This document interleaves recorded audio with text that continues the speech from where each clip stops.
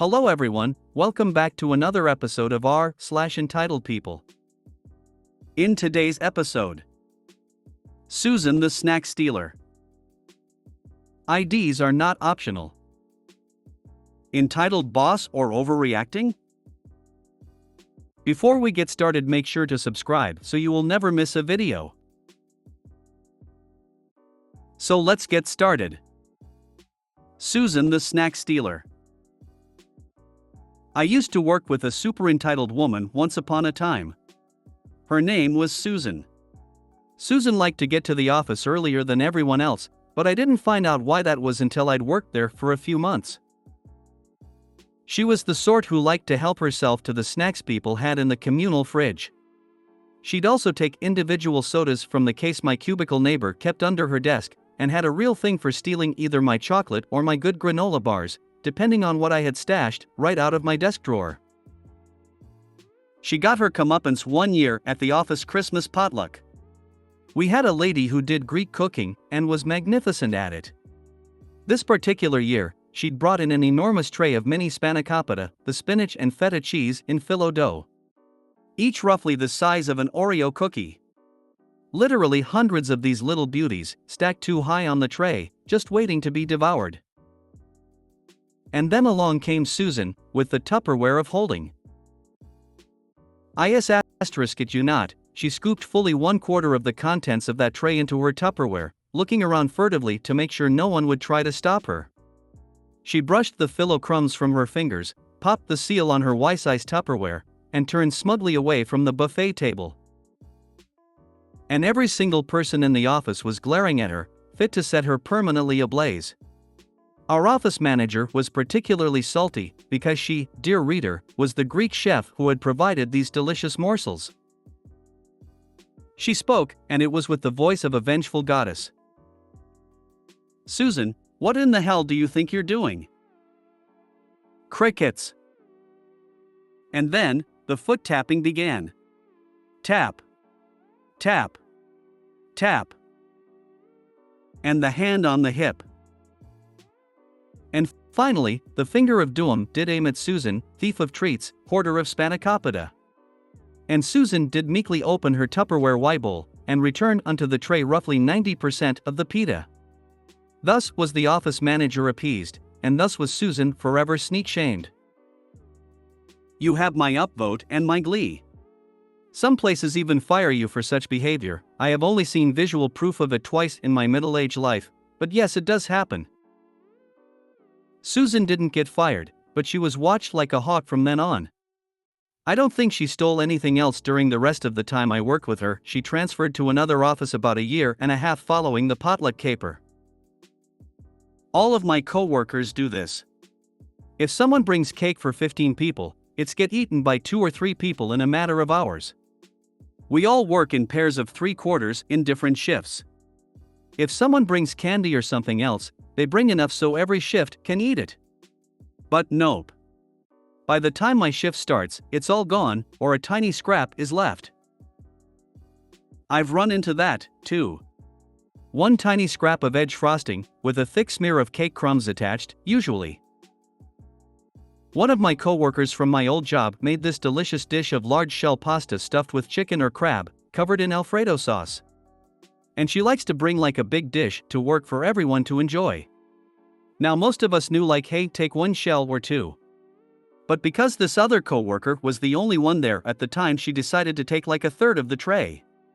If I had been in my co-worker's shoes, I would have totally gotten onto her for that.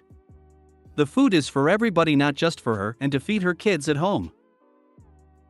I worked with a woman who never contributed to our potlucks. And this wasn't a financial issue because she would voluntarily tell you that she worked because she needed something to do. When she would contribute, which was as rare as a solar eclipse, it would be something like generic store-bought cupcakes or a bag of chips. She sure would always be first in line, though, usually before we were even finished setting up. I had a classmate in pilot training in the Air Force. He'd come and visit and eat up all our snacks, never mind drink our beer. We got him, put dog biscuits in cookie bags and left them out. It took him a few hours to figure out that he wasn't enjoying an Oreo. IDs are not optional. I get some pretty ballsy people who come to my store to buy cigarettes or alcohol, but these two were in some WTF because one had customers yelling at him for not reading signs and another a fellow coworker who was off clock giving me a WTF look. FYI, these incidents are days apart. Customer 1 works at an old Chicago as a bartender. I had to tell him he needed his ID for some beer and cigarettes. He is thumbing through his wallet for close to 10 minutes and brings me a temporary ID from 10 years ago that I reject. He goes to get his wife and I immediately shut down the sale because it's against store policy to do third-party sales in my store. His wife is a third party and I said, I am sorry, but I can't. I get called *TCH and two customers who know me pretty well and store policy both yell at in my defense. Read the signs, it's on the door and at the register. Customer 2 was in the store enough times and decided that since I know her ID wasn't needed. Nope, not the case. She was told by myself and a coworker who was off the clock she needed her ID. Shoulda known you'd be *TCH, she yelled and walked out with myself and coworker looking shocked. My store is the busiest in the area and the signs read, we ID for all cigarette, vape and alcohol sales, no exceptions. I will ID an 80-year-old grandpa and have. These two entitled idiots really should learn to read and realize that I don't make exceptions, I ID my own managers. It seems odd to me that somebody would leave the house without their wallet with an ID in it. My cash/card is always in the same wallet as my ID.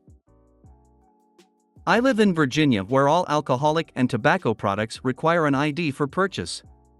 It's not store policy, it's state law. There are multiple signs posted prominently, so nobody can honestly say they didn't know. I can't tell you how many arguments I've seen over this. My friend's son tells people who ask for an exception, I can tell you're old enough, but I can't tell whether you're an enforcement agent or not. I sold cigarettes at my old job, and I carded everyone who looked under 35. I was told I didn't have to card people if they looked old enough. I even carded employees. I got a lot of grief from some of them because they didn't have their ID on them, so I said to make sure they carried it from now on. Entitled boss or overreacting? Hi y'all. I was diagnosed with strep on Saturday and let my boss know immediately. She basically said, well, we're short-staffed and I'm worried about the schedule, so you need to be here Monday. It's a daycare, we are closed Sat/Sun. Monday's here, I still can't swallow without intense pain and can't move my head. I don't feel comfortable going to work around kids and babies being this sick. She's demanding I come in for at least half of my shift anyway. Am I overreacting by thinking she's nuts for this? It's not my fault that we're constantly losing employees every week and she doesn't have enough people on the schedule. Update, I got a doctor's note and sent it over. I don't understand her response at all. She's like, oh, so it is strep? Like I didn't explicitly tell her that. I got antibiotics and my note says I can't work until Wednesday. Thank you for all the responses. She's a problem. You're going to infect all the children you interact with. WTAF? Strep is contagious as hell and can kill babies and toddlers. I hope you told your doctor about what this entitled idiot is doing. Keep the strep home. Please do not go to work. Our, then, 2-year-old contracted strep. He developed tics, stopped sleeping and had some pretty significant neurological problems as a result. Apparently strep in toddlers is pretty rare, so it took a few days of terror to get him diagnosed. He's 6 now, but we have no idea how much damage was done. Do not go in. I would look into the possibility of reporting this to some kind of governing board. There has to be something this can be reported to. OP, preserve any text/email/voicemail exchange with her that documents her insistence that you come to work with strep. If she fires you, you'll want to be able to present that evidence to the unemployment office if she challenges your claim for unemployment benefits. If you made it to the end of the video, thanks for watching. Don't forget to like, subscribe and share, and we will see you in the next video.